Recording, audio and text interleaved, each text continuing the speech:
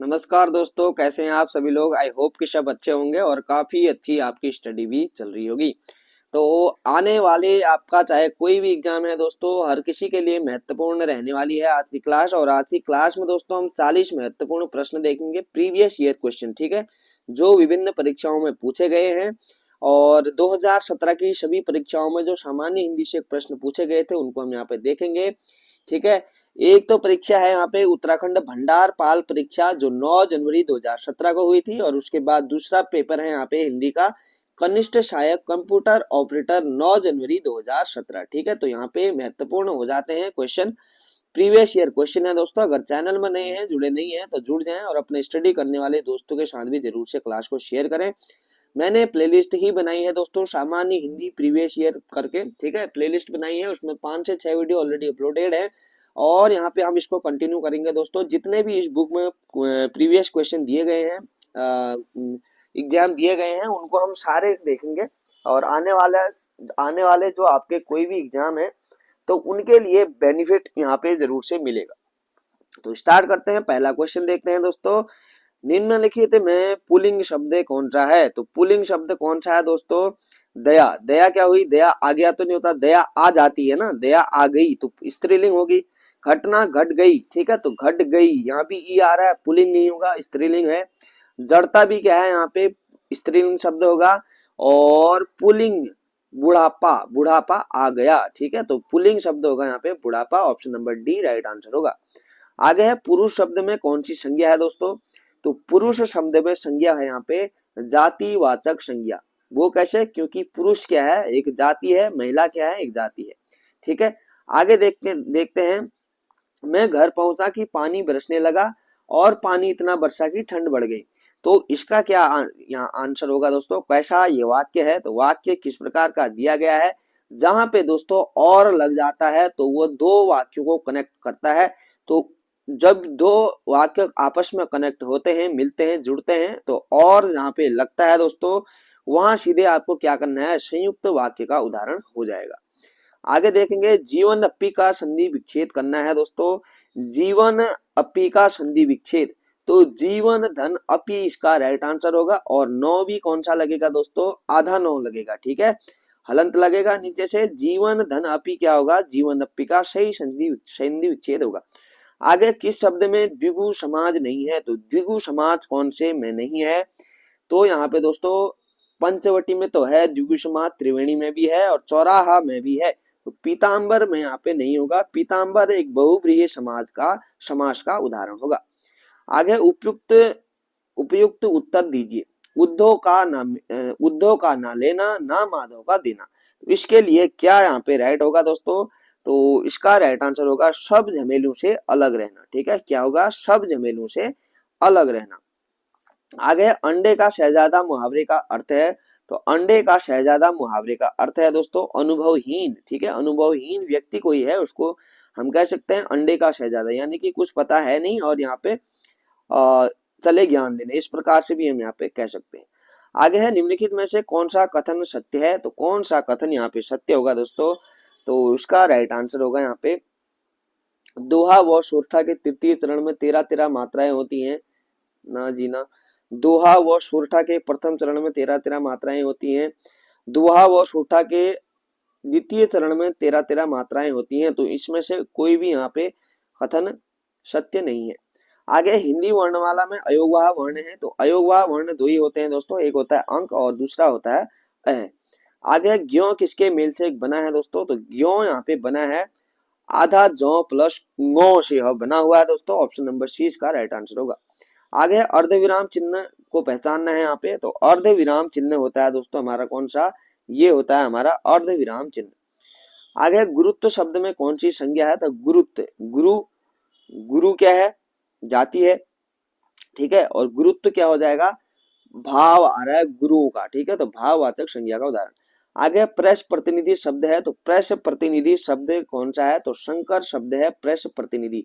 Press यहाँ पे क्या है? इंग्लिश शब्द है, प्रतिनिधि यहाँ पे हिंदी का है, तो संकर शब्द हो जाएगा। आगे देवनागरी लिपि का विकास हुआ है। तो देवनागरी लिपि का विकास हुआ है दोस्तों ब्राह्मी लिपि से, ठीक है, मोस्टली जितनी भी लिपियां हैं उनका विकास यहाँ पे ब्राह्मी से हुआ है। आगे अनुग्रह शब्द का विलोम होगा, तो अनुग्रह शब्द का विलोम यहाँ पे पहचानना है, तो विग्रह इसका राइट आंसर हो जाएगा, विग्रह। आगे पर्वत शब्द का कौन सा शब्द पर्यायवाची नहीं है, तो पर्वत शब्द का कौन सा पर्यायवाची नहीं है कह रहा है, तो पहाड़ तो होगा ही होगा दोस्तों, और यहाँ पे भूधर भी होगा और नग भी होगा, तो अम्बुदी यहाँ पे नहीं होगा दोस्तों, इसका राइट आंसर होगा ऑप्शन नंबर ए।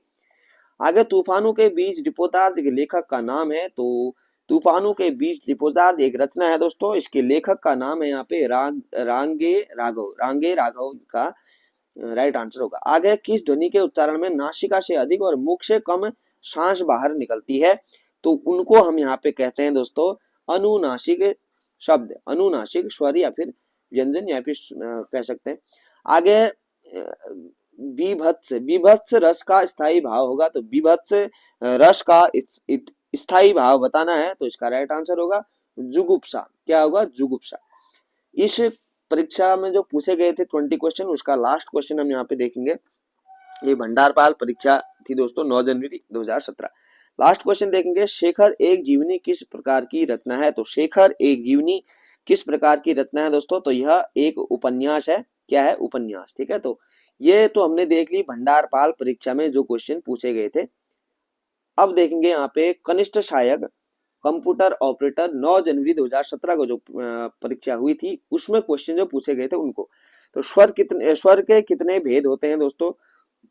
स्वर के यहाँ पे भेद होते हैं 3। ठीक है, 3 भेद होते हैं स्वर के।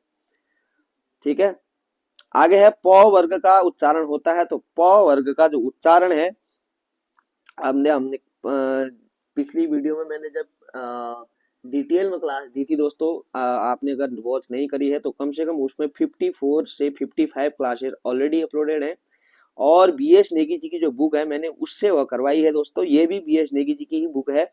ठीक है, और इसी बुक से मैंने पूरा सिलेबस करवाया है, उसमें मैंने यहाँ पे अच्छे से वर्ग के बारे में बताया है। ठीक है, स्वर और व्यंजनों को हमने अच्छे से देखा है, और कई सारे क्वेश्चन एग्जाम में यहाँ से पूछे जाते हैं स्वर और व्यंजनों से, तो आशा करता हूँ आप उनको जरूर से निश्चित तौर पे देखें, क्योंकि उनको अगर आप देखेंगे तो आपको यहाँ पे प्रीवियस ईयर क्वेश्चन के यहाँ पे आंसर देना आपके लिए इजी हो जाएगा, क्योंकि आप उस चीज को पढ़ के आ चुके होंगे।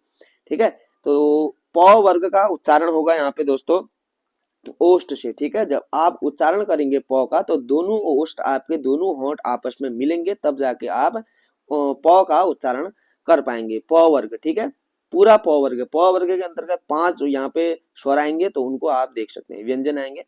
आगे है वाक्य में क्षण भर ठहराव के लिए प्रयुक्त चिन्ह है, तो क्षण भर ठहराव के लिए यहाँ पे अल्प विराम का प्रयोग किया जाता है। अल्प विराम का अभी हमने ऊपर देखा था, ये होता है अल्प विराम का चिन्ह। ठीक है, तो ये विराम चिन्हों से भी क्वेश्चन पूछे जाते हैं एग्जाम में। आपने देखा कि अभी पिछले वाले पेपर में भी क्वेश्चन पूछा गया था, और इसमें भी यहाँ पे विराम चिन्ह से क्वेश्चन बना है। आगे है यहाँ पे और से पहले किस चिन्ह का प्रयोग नहीं होता है, तो और से पहले किस चिन्ह का प्रयोग हम नहीं कर सकते हैं, तो उसका आंसर होगा दोस्तों यहाँ पे पूर्ण विराम, अल्प विराम, प्रश्नवाचक। उपयुक्त में से सभी यहाँ पे और से पहले हम इसका यूज कर सकते हैं, पूर्ण विराम का भी, अल्प विराम का भी और प्रश्नवाचक का भी। आगे सॉरी और से पहले दोस्तों यहाँ पे, तभी मैं सोचूं, बाद में मुझे ध्यान आया, माफ करना दोस्तों। और अगर हम लिखते हैं कहीं पर, तो उससे पहले किसी भी चिन्ह का प्रयोग नहीं होता है दोस्तों, सीधे और लिखा जाता है। ठीक है, तो यहाँ पे किसी का भी प्रयोग नहीं होता, ना पूर्ण विराम, ना अल्प विराम, ना प्रश्नवाचक का, तो उपयुक्त सभी ही इसका राइट आंसर होगा। आगे है सूर्योदय शब्द का संधि विग्रह है, तो सूर्योदय शब्द का यहाँ पे सही संधि विच्छेद होगा दोस्तों, यहाँ पे सूर्य धन उदय। ठीक है, क्या होगा? सूर्य धन उदय। आगे उत्कृष्ट शब्द का विलोम शब्द होगा, तो उत्कृष्ट शब्द का विलोम शब्द होगा यहाँ पे दोस्तों निकृष्ट। क्या होगा? निकृष्ट। आगे है निम्नलिखित में से कौन सा शब्द शुद्ध है, कौन सा शब्द यहाँ पे शुद्ध है दोस्तों, तो अभिषेक। अभिषेक यहाँ पे शुद्ध दिया गया है, अभिषेक। छोटी ई की मात्रा आएगी, उसके बाद सौ आप देखेंगे और ए की मात्रा आएगी, तो अभिषेक इसका राइट आंसर होगा। ख भी नहीं आएगा दोस्तों, क आएगा। तो वर्तनी से भी क्वेश्चन पूछे जाता है, तो वर्तनी भी आप जरूर से देखें, और वर्तनी से भी मैंने यहाँ पे 2-3 क्लासेस ऑलरेडी अपलोड की हुई हैं, जिसमें हमने महत्वपूर्ण जो एग्जाम में वो पूछे जाते हैं वर्तनी, वो हमने देखी है। ठीक है, आगे है निम्नलिखित में विदेशज शब्द है, तो विदेशज शब्द कौन सा इनमें से है, तो जूता तो नहीं है, चिड़िया भी यहाँ पे देशज है, मोर भी नहीं होगा, तो इसका राइट आंसर होगा दोस्तों आलपीन। ठीक है, ये अरबी शब्द है आलपीन। आगे है यथ विधि का सही उत्तर बताइए, तो यथ विधि यानी कि विधि के अनुसार। ठीक है, विधि के अनुसार इसका राइट आंसर होगा। आगे उल्लास का सही विच्छेद होगा उत धन लाश। ठीक है, ये मुखाग्री याद है मुझे, तो उत धन लाश इसका क्या होगा, राइट आंसर होगा। आगे मोहन नहीं आने वाला है, यह किस शब्द का किस प्रकार का वाक्य है।